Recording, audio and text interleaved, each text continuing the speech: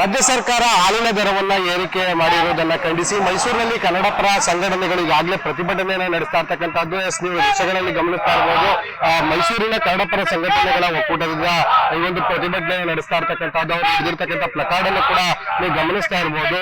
ಮನೆ ಯಜಮಾನಿಗೆ ತಿಂಗಳಿಗೆ 2,000 ಕೊಡುವುದರ ಮೂಲಕ ಏನು ಗ್ಯಾರಂಟಿಯನ್ನ ಯೋಜನೆ ನಿಲ್ಲಿಸನ್ನ ಮಾಡಿದೆ, ಅದನ್ನ ಹಾಲಿನ ಮೂಲಕ 4,000 ರಾಜ್ಯ ಸರ್ಕಾರ ವಸೂಲಿ ಮಾಡಿದೆ ಅನ್ನುವಂತ ಒಂದು ಆಕ್ರೋಶದ ನುಡಿಗಳನ್ನ ಒಂದು ಪ್ಲಕಾರ್ಡ್ಗಳ ಮೂಲಕ ಹಿಡಿದು ರಾಜ್ಯ ಸರ್ಕಾರದ ವಿರುದ್ಧ ಧಿಕ್ಕಾರದ ಘೋಷಣೆಯನ್ನ ಕೂಗಿ ಆಕ್ರೋಶವನ್ನ ವ್ಯಕ್ತಪಡಿಸ್ತಾ ಇರ್ತಕ್ಕಂಥದ್ದು. ಈಗಾಗಲೇ ಕಳೆದ 2 ಬಾರಿ ಕೂಡ ಹಾಲಿನ ದರವನ್ನು ಏರಿಕೆ ಮಾಡಿದ್ವಿ. 3ನೇ ಬಾರಿ 4 ರೂಪಾಯಿಯನ್ನು ಏರಿಕೆ ಮಾಡೋದ್ರ ಮುಖೇನ ಒಟ್ಟು 90 ರೂಪಾಯಿಗಳನ್ನ ಹಾಲಿನ ದರವನ್ನ ರಾಜ್ಯ ಸರ್ಕಾರ ಏರಿಕೆಯನ್ನು ಮಾಡಿರ್ತಕ್ಕಂಥದ್ದು. ಈ ಒಂದು ಹಿನ್ನೆಲೆಯಲ್ಲಿ ಸಾಕಷ್ಟು ರಾಜ್ಯದಾದ್ಯಂತ ಆಕ್ರೋಶ ಕೂಡ ಸರ್ಕಾರದ ವಿರುದ್ಧ ವ್ಯಕ್ತ ಆಗ್ತಾ ಇರ್ತಕ್ಕಂಥದ್ದು. ನಾನೀಗ ಹೋರಾಟವನ್ನು ಮಾಡಿರ್ತಕ್ಕಂಥ ಕನ್ನಡಪರ ಸಂಘಟನೆಯ ಕಾರ್ಯಕರ್ತರನ್ನ ಮಾತನಾಡುವಂತ ಪ್ರಯತ್ನ ಮಾಡ್ತೀನಿ. ಸರ್, ಈಗ ರಾಜ್ಯ ಸರ್ಕಾರ ಹಾಲಿನ ದರವನ್ನು ಏರಿಕೆ ಮಾಡಿದೆ ಸರ್. ಏನು ರಾಜ್ಯ ಸರ್ಕಾರ ನಿನ್ನೆ ಆದೇಶವನ್ನು ಹೊರಡಿಸಿದೆ, 4 ರೂಪಾಯಿ ಹಾಲಿನ ದರ ಹಾಗೂ ವಿದ್ಯುತ್ ದರವನ್ನು ಏರಿಕೆ ಮಾಡಿದೆ. ಇದನ್ನ ತೀವ್ರವಾಗಿ ನಾವು ರಾಜ್ಯಾದ್ಯಂತ ಖಂಡಿಸ್ತಾ ಇದ್ದೇವೆ. ಈಗಾಗಲೇ ಕಳೆದ ತಿಂಗಳು ಫೆಬ್ರವರಿಯಲ್ಲೂ ಸಹ 2 ರೂಪಾಯಿನ ಏರಿಕೆಯನ್ನ ಮಾಡಿತ್ತು. ಈ ಕಾಂಗ್ರೆಸ್ ಸರ್ಕಾರ ಅಧಿಕಾರಕ್ಕೆ ಬಂದಾಗಿನಿಂದ ಕಳೆದ 2 ವರ್ಷದಿಂದ ಈ ಬಿಟ್ಟಿ ಭಾಗ್ಯಗಳಿಗಾಗಿ ಹಣ ಸಾಲದೆ ಪ್ರತಿಯೊಂದು ವಸ್ತುಗಳ ಬೆಲೆಯನ್ನು ಏರಿಸ್ತಾ ಇದ್ದಾರೆ. ಬಸ್ ದರ ಆಯ್ತು, ರಿಜಿಸ್ಟ್ರೇಷನ್ ದರ ಆಯ್ತು, ಸ್ಟಾಂಪ್ ಡ್ಯೂಟಿ ದರ ಆಯ್ತು. ಏನು 20 ರೂಪಾಯಿ ಇದ್ದಂತ ಸ್ಟಾಂಪ್ ಪೇಪರ್ 100 ರೂಪಾಯಿ ಮಾಡಿದ್ರು ಮಿನಿಮಮ್. ಹಾಗೆ ದುಡ್ಡು ಎಲ್ಲ ಸಿಗುತ್ತೆ, ಜನಗಳು ಯಾರಿಗೆ ಬಿಟ್ಟಿ ಭಾಗ್ಯಗಳು ಕೇಳಿರಲಿಲ್ಲ. ಆ ಬಿಟ್ಟಿ ಭಾಗ್ಯಗಳಿಗೆ ಹಣ ಹೊಂದಿಸಕ್ಕಾಗದೆ ನಮ್ಮ ರಾಜ್ಯವನ್ನ ದಿವಾಳಿಯತ್ತ ದುಡ್ತಾ ಇದ್ದಾರೆ ರಾಜ್ಯ ಸರ್ಕಾರ. ಅದರಲ್ಲೂ ಅತಿ ಅಗತ್ಯ ವಸ್ತುಗಳ ಬೆಲೆ ಆದಂತಹ ಹಾಲಿನ ದರವನ್ನ ಏರಿಕೆ ಮಾಡಿದ್ರೆ ನಿಜಕ್ಕೂ ಖಂಡನೀಯ. ಈ ಕೂಡಲೇ ರಾಜ್ಯ ಸರ್ಕಾರ ಹಾಲಿನ ದರ ಏರಿಕೆಯನ್ನ ಹಿಂಪಡಿಬೇಕು.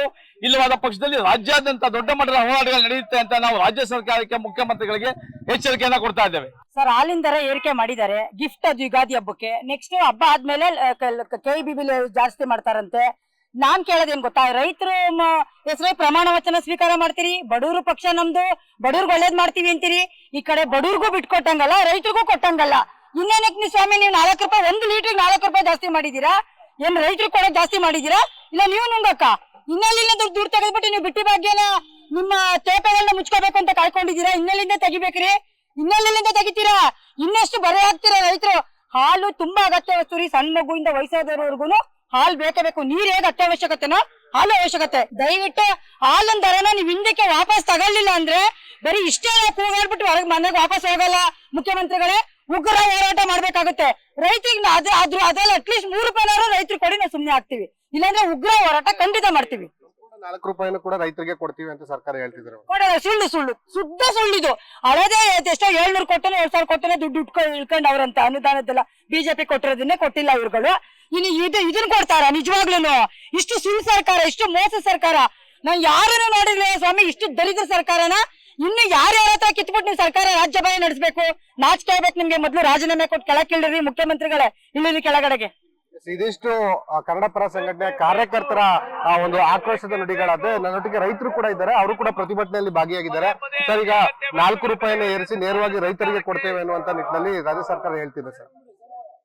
ಇದೆಲ್ಲ ಬರೀ ಬೂಟಾಟಿಕೆ. ಹಿಂದೆ ಎಲ್ಲ ಹಾಲು ಉತ್ಪಾದನೆ ಜಾಸ್ತಿ ಆಗಿದೆ, 50 ml ಜಾಸ್ತಿ ಕೊಡ್ತಾ ಇದೀವಿ, 50 ml ಜಾಸ್ತಿ ಕೊಡ್ತಾ ಇದೀವಿ ಅಂತ ಹೇಳ್ಬಿಟ್ಟು 2 ರೂಪಾಯಿ ಜಾಸ್ತಿ ಮಾಡಿದ್ರು. ಈಗ ಅದನ್ನೆಲ್ಲ ಸೇರಿ ಅದಕ್ಕೆ ಈಗ 4 ರೂಪಾಯಿ ಬರೀ ಆಗ್ತಾ ಇದ್ದಾರೆ. ಆ 50 ml ಕಡಿಮೆ ಮಾಡಿ ಅರ್ಧ ಲೀಟರ್ಗೆ ಈಗ 2 ರೂಪಾಯಿ ಜಾಸ್ತಿ ಮಾಡ್ತಾ ಇದ್ದಾರೆ. ಅಂದ್ರೆ ಲೀಟರ್ಗೆ 4 ರೂಪಾಯಿ ಜಾಸ್ತಿ ಮಾಡ್ತಾ ಇದ್ದಾರೆ. ಇದೆಲ್ಲ ಸರ್ಕಾರ ಬೊಕ್ಕಸ ಬರಿದಾಗಿರೋದ್ರಿಂದ, ಈ ಬಿಟ್ಟಿ ಭಾಗ್ಯಗಳ ನಿರ್ವಹಣೆ ಮಾಡ್ಲಿಕ್ಕೆ ಅವ್ರ ಹತ್ರ ಹಣ ಇಲ್ಲದೆ ಇರೋದ್ರಿಂದ ಯಾಕೆ ಅಂದ್ರೆ ಉದಾಹರಣೆಗೆ ಹೇಳ್ತೀನಿ, ಯಾವುದೇ ಜ್ಯೋತಿ ಇದಕ್ಕೆ ಗೃಹ ಜ್ಯೋತಿಗೆ KEB ದುಡ್ಡು ಕೊಟ್ಟಿಲ್ಲ, ಗೃಹಲಕ್ಷ್ಮಿಗೆ ಸರ್ಕಾರದಿಂದ ದುಡ್ಡಿಲ್ಲ, ತಿಂಗಳು ಬರ್ತಾ ಇಲ್ಲ. ಬ್ಯಾಲೆನ್ಸ್ ಅನ್ನ ಉಳಿಸ್ಕೊಂಡಿದ್ದಾರೆ, ಸರ್ಕಾರ ಬರಿದಾಗಿದೆ. ಈ ಬರಿದ್ರೊಳಗೂ ಅವ್ರ ಸಂಬಳ, ಶಾಸಕರ ಸಂಬಳ 1 ಏರ್ಸ್ಕೊಂಡಿದ್ದಾರೆ. ಇದು ನಾಚಿಕೆ ಸಂಗತಿ. ಇವರು ಜನಸಾಮಾನ್ಯರ ಮೇಲೆ ಈಗ ಹೆಚ್ಚಿಗೆ ಮಾಡಿರ್ತಕ್ಕಂಥ 4 ರೂಪಾಯಿನ ನೇರವಾಗಿ ರೈತರಿಗೆ ಕೊಡ್ತೀವಿ ಅನ್ನುವಂತ ಮಾತುಗಳು ರೈತರಿಗೆ ಕೊಡೋದಾಗಿದ್ರೆ ಅವ್ರು ಮೊದಲನೇ ಘೋಷಣೆ ಮಾಡಿ ಈ 2 ರೂಪಾಯಿ 4 ರೂಪಾಯಿ ಜಾಸ್ತಿ ಮಾಡ್ತಾ ಇದೀವಿ, ಇದು ರೈತರಿಗೆ ಕೊಡ್ತೀವಿ ಅಂತ ಹೇಳಿ ಕೊಡ್ತಾ ಇದ್ರು. ಇವಾಗ ಕಣ್ಣರ್ಸ ನಾಟಕ ಆಡ್ತಾ ಇದ್ದಾರೆ ಹೊರತು ಹಿಂದೆ ಹೇಳಿದ 700 ಕೋಟಿ ಬ್ಯಾಲೆನ್ಸ್ ಹಂಗೆ ಇದೆ, ಸರ್ಕಾರ ಕೊಟ್ಟಿಲ್ಲ. ಇದೆಲ್ಲ ಸುಳ್ಳು. ಒಂದ್ ವೇಳೆ ರೈತರಿಗೆ ಕೊಟ್ಟರೆ ಒಪ್ತೀರಾ ಸರ್? ಈಗ ರೈತರಿಗೆ ಕೊಟ್ರೆ ನಾವು ಖಂಡಿತ ಒಪ್ತೀವಿ.